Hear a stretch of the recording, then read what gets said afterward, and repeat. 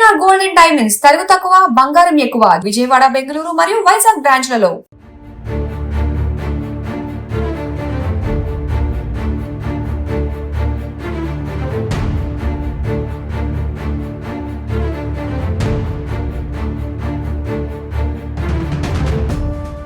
నమస్తే, welcome to Suman TV.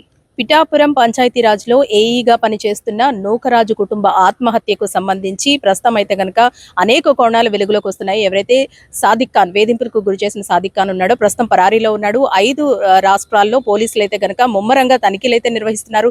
ఆయన్ని పట్టుకునేందుకు కూడా 5 బృందాలను ఏర్పాటు చేశామంటూ కూడా చెబుతూ ఉన్నారు. అయితే ఏది ఏమైనప్పటికీ కూడా ఒక కుటుంబం మొత్తం ఆత్మహత్య చేసుకునేందుకు పురిగొల్పినట్లుగా కూడా ఆయనపై సాదిక్ ఖాన్ పై కేసు నమోదైంది. దీంతో పాటు ఏదైతే గత నెల రోజుల క్రితం అంటే 45 రోజుల క్రితం ఏఈ నూకరాజు అల్లుడు జగదీష్ రెడ్డి మృతి ఉందో అది బ్రెయిన్ డెడ్ గా అప్పట్లో ప్రకటించారు. అయితే అది బ్రెయిన్ డెడ్ కాదని స్లో పాయిజన్ ఇచ్చి సాదిక్ ఖానే హత్య చేశాడంటూ కూడా జగదీష్ రెడ్డి ఫాదర్ కూడా కంప్లైంట్ ఇవ్వడంతో ఆ విధంగా కూడా కేసు సర్పవరం పోలీస్ స్టేషన్ లో కేసు నమోదైంది. ప్రస్తుతం సాదిక్ అయితే గనక పరారీలో ఉన్నాడు. ప్రస్తుతం అయితే కనుక ఈ కేసుకి సంబంధించి త్వరితగతిన విచారణ జరిపించాలి, కాలయాపన చేయొద్దు అంటూ కూడా కాకినాడ కలెక్టరేట్ కి వచ్చి కలెక్టర్ కి వినతి పత్రం అందించడం అయితే జరిగింది. ముస్లిం మైనారిటీ కానివ్వండి, లేదంటే హైందవ కానివ్వండి, లేదంటే శాలివాహన సంఘానికి సంబంధించిన పెద్దలందరూ కూడా ఇక్కడికి రావడం జరిగింది. సరే, ఏం చెప్తారు అంటే ఏ విధంగా చూడొచ్చు, ఒక వ్యక్తి నలుగురు నిండు ప్రాణాలు గాల్లో కలిసిపోయేందుకు ముఖ్య కారణం అయ్యాడు. ఇందులో ఏంటంటే మత మార్పిడికి కూడా ఉసిగొల్పాడు అంటూ కూడా ఎవరైతే సూసైడ్ నోట్ బండి డిక్కీలో దొరికిందో అందులో సౌజన్య రాసిందంటూ కూడా చెబుతూ ఉన్నారు. ఏం చెబుతారు సార్? మేడం, ఇప్పుడు ఒక నలుగురికి ఇవాళ గోదావరిలో దూకడం, ఆత్మహత్య చేసుకోవడం కదా, ఇది అచ్చి కిందే భావించాలండి. ఎందుకనంటే ఇవాళ ఈ సౌజన్య అనే అమ్మాయి ఒక ఇంటర్ కాస్ట్ మ్యారేజ్ చేసుకుని ఎంతో సంతోషంగా ఉంటుంటే ఇతను ఏదో ఒక కోచ్ కింద ఉంటూ వాళ్ళ కుటుంబంలో ఒక అబ్బాయి 10 సంవత్సరాల అబ్బాయి, ఆ అబ్బాయి అక్కడికి ట్రైనింగ్ కోసం వెళ్తూ ఉంటే ఆమెను వశపరుచుకుని చాలా ఇబ్బందులు పెట్టి ఏదో రకంగా లోపరుచుకుని ఆమెను అలాగే లోపరుచుకోవడంతో పాటుగా ఆమె భర్తను హత్యకు కారణం ఇతనే అన్నట్టుగా ఆమె క్లియర్గా సూసైడ్ నోటీస్లో రాసి బండిలో పెట్టడం జరిగింది. అలాగే మన ఏఈ నూకరాజు గారు ఆయన ఖచ్చితంగా నా ఒక్క సావుకి, నా కుటుంబ సభ్యుల సావుకి ఈ సావుద్ ఖాన్ అని చెప్పేసి అతని వల్లే మేము చనిపోయామని చెప్పేసి అతను కూడా వాంగ్మూలం ఇవ్వడం జరిగింది. మరి ఇంత క్లియర్ కట్గా ఈ అంతా కూడా ఉండటంతో మరి ఇంతవరకు మరి పోలీసు వారు అయితే మేము ఎంక్వైరీ చేస్తున్నాం, 5 టీంల వరకు వెళ్తున్నాయని చెప్పి చెప్తా ఉన్నారు. దీనిపై ఇంకా చాలా సీరియస్గా తీసుకుని మరి ఇక్కడ ఏదైతే పిఠాపురం ఎమ్మెల్యే మరి పవన్ కళ్యాణ్ గారు ఉప ముఖ్యమంత్రి గారు ఉన్నారు, ఆయన దీని మీద సీరియస్గా తీసుకోవాలి. అలాగే ముఖ్యమంత్రి గారు నారా చంద్రబాబు నాయుడు గారు కూడా సీరియస్గా తీసుకోవాలని మేము చెప్పడం జరిగింది. ఎందుకనంటే ఈయన పిఠాపురంలో ఏఈగా పనిచేస్తూ ఇంకా 2 సంవత్సరాలు సర్వీస్ ఉండగా ఇవాళ మరి చనిపోవడం, ఆ కుటుంబ సభ్యులు ఎంత మానసికంగా కృంగిపోయి చనిపోయారంటే మరి ఆవిడను ఎంత బాధ పెట్టిన మైనారిటీ అంటే ముస్లిం, హిందూ, ముస్లిం, క్రిస్టియన్ అంతా ఒకటే, కానీ ఇందులో ఇటువంటి వ్యక్తి ఉండి మరి ఈ కుటుంబాలని ఇంత బాధ పెట్టి ఇంత ఉసిరిపోసుకున్న ఇతన్ని కఠినంగా శిక్షించాలని చెప్పేసి మరొకసారి కోరుకుంటూ మరి ఇక్కడ ఇచ్చేసినటువంటి మరి మేము శాలివాహన సంఘం కుమ్మర్లో, నా పేరు తెల్లపూడి నాగేశ్వరరావు, ఈ శాలివాహన సంఘ అధ్యక్షులు, అలాగే మాతో పాటుగా మరి ఇక్కడికి ఇచ్చినటువంటి బీజేపీ పెద్దలు, అలాగే మరి ఇంకా మైనారిటీ, ముస్లిం అంతా ఏకతాటిగా మైనారిటీ అంతా కూడా ఇక్కడికి వచ్చి మరి ఈరోజు అతన్ని కఠినంగా శిక్షించాలని చెప్పేసి, తొందరగా పట్టుకుని అతనికి ఉరిశిక్ష వేయించాలని చెప్పేసి మేమంతా ముక్తి కంఠంతో మాట్లాడుతున్నాం, పోరాడుతాం. అవసరమైతే మేమంతా కూడా మా ఇక్కడ ఉన్నటువంటి జిల్లాలో, రాష్ట్రంలో ఉన్నటువంటి శాలివాహనులందరూ కూడా ఏకతాటిగా వచ్చి ఈ కుటుంబానికి న్యాయం జరగకపోతే మరి అక్కడ నిరేధిరక్షలు అనుకోండి, లేకపోతే ఏదైనా అనుకోండి, మరి ఇది సాధించే వరకు మేమంతా పోరాడతామని చెప్పేసి తెలియజేసుకుంటూ మరొకసారి దీనిపై మరి కలెక్టర్ గారు అలాగే మన ఎస్పీ గారు కూడా చాలా సీరియస్ తీసుకుని ఈ నూకరాజు గారి కుటుంబానికి న్యాయం చేయాలని చెప్పేసి మనస్ఫూర్తిగా కోరుకుంటున్నాను. Thank you madam. మనతో మాలకొండ గారు అంటే సార్, ఒక అసిస్టెంట్ ఏఈ పదవిలో ఉన్నారు, అసిస్టెంట్ ఇంజనీర్ పదవిలో ఉన్నారు. అటువంటి ఆయనకి ఎంతో మంది ప్రముఖులతో పరిచయాలు ఉంటాయి, ఎంతో మంది పోలీసు ఉద్యోగులతో పరిచయాలు ఉంటాయి. కానీ వాళ్లకున్న సమస్యను ధైర్యంగా చెప్పుకోలేకపోయారంటే ఎంత మానసిక క్షోభ అనుభవించారు, ఎంత భయాందోళనకు గురయ్యారనేది మనం క్లియర్ గా చూడొచ్చు. ఆత్మహత్య అనేది చేసుకోవడానికి చాలా ధైర్యం ఉండాలంటారు. అలాంటి నలుగురు నిండు ప్రాణాలు నీళ్లలోకి దూకేశారంటే దీని వెనక సాదిక్ ఖాన్ ప్రధాన కారణం అంటూ కూడా ఆయన రాసిన లెటర్ కానివ్వండి, లేదంటే సౌజన్య బండి డిక్కీలో దొరికిన లెటర్ లో కానివ్వండి క్లియర్ గా ఉంది. ఏం డిమాండ్ చేస్తున్నారండి?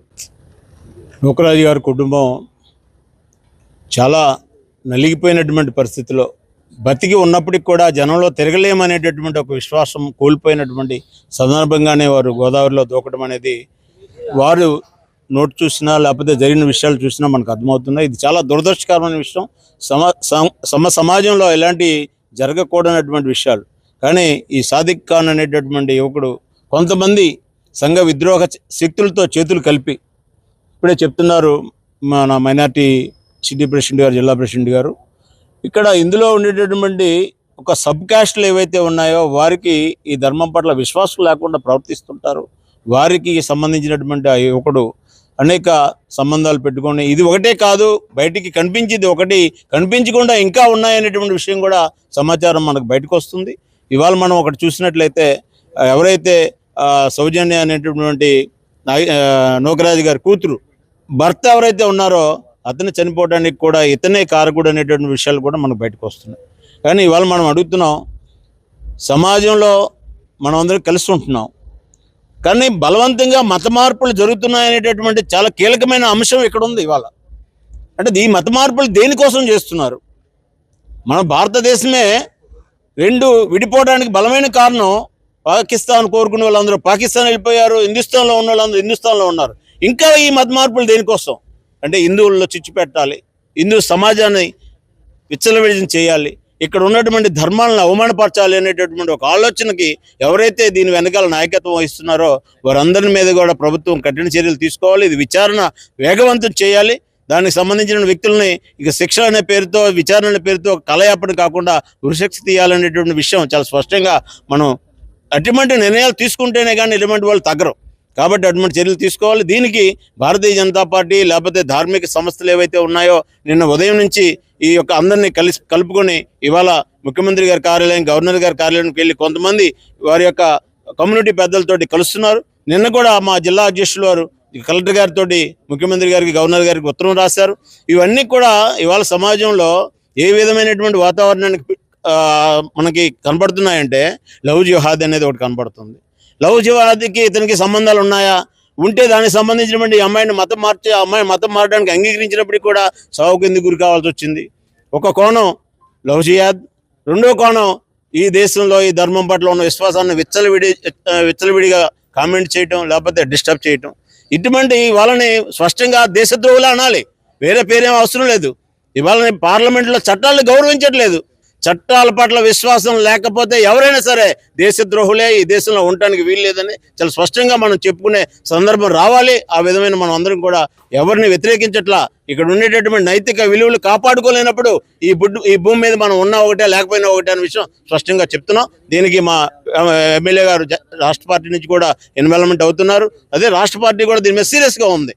కాబట్టి రానున్న రోజుల్లో అందరితో కలిసి ఈ విషయాన్ని చాలా వేగవంతం చేయాలనేటువంటి విషయం ప్రభుత్వంతో మాట్లాడతాం.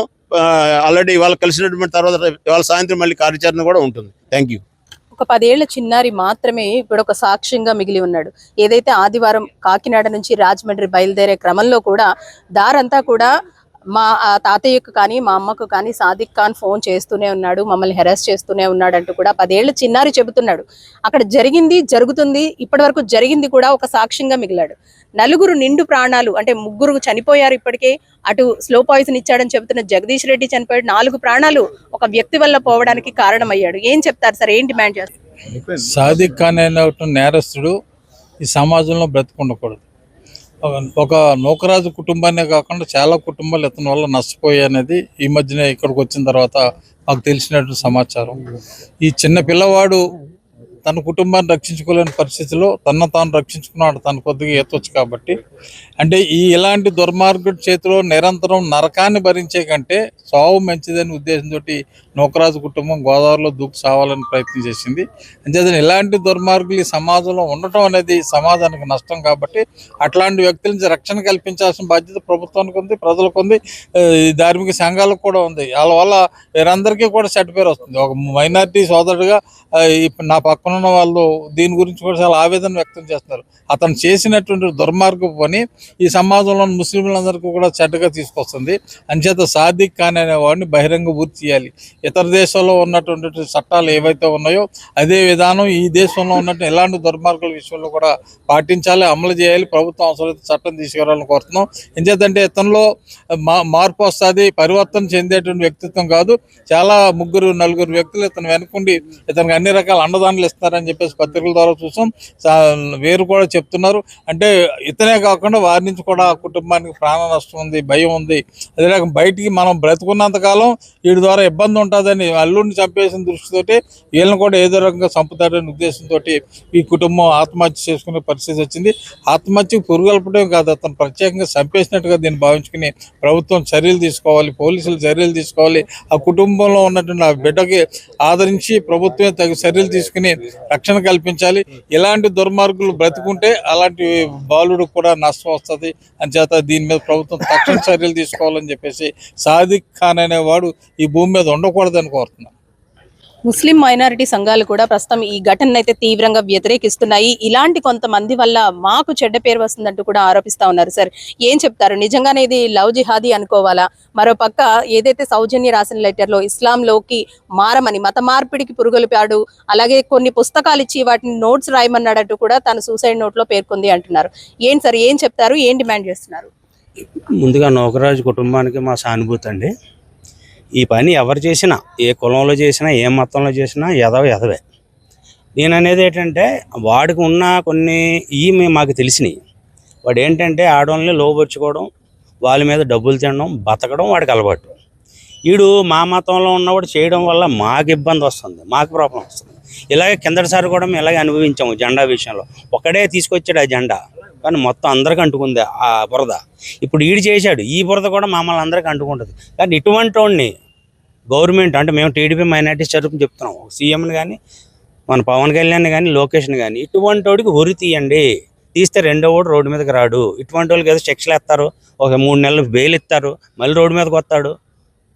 ఇవన్నీ కామన్గా ఉంటున్నాయి. అలా కాదండి, ఇటువంటి వాళ్ళు కరెక్ట్ సరైన శిక్ష ఇవ్వాలి. శిక్ష ఇస్తే ఆటోమేటిక్గా రెండో వాడు లెవెల్ అవుతాడు.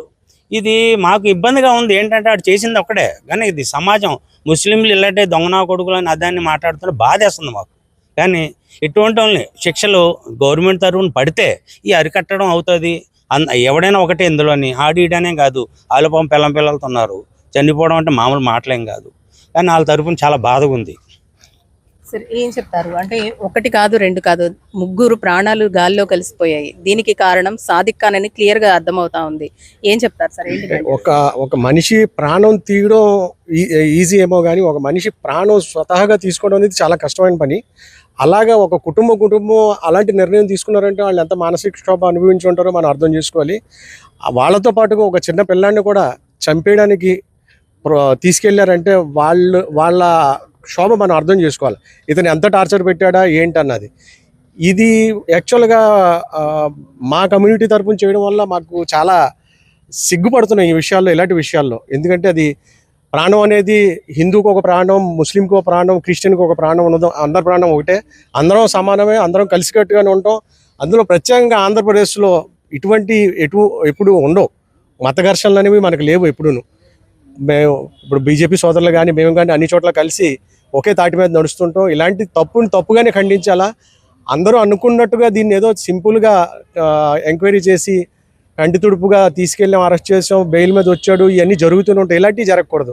ఉరిశిక్ష విధించాలి. ఏమన్నా అధికారులకు అవకాశాలు ఉంటే ఇలాంటి వెధవల్ని ఎన్కౌంటర్ చేస్తే ఇంకొకడు చేయడానికి భయపడతాడు. ఇది ఒక తెలుగుదేశం మైనార్టీ విభాగం నుంచి మేము చెప్తున్నాం.